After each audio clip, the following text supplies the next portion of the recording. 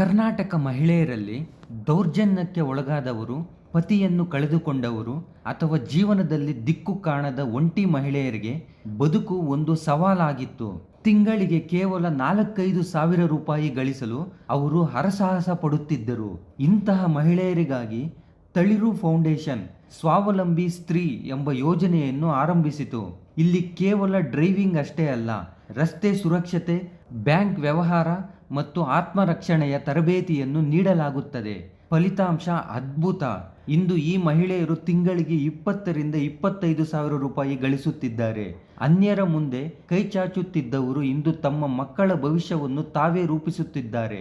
ಬೆಂಗಳೂರಿನಲ್ಲಿ ಈಗ ನೂರಾರು ಮಹಿಳಾ ಸಾರಥಿಗಳಿದ್ದಾರೆ.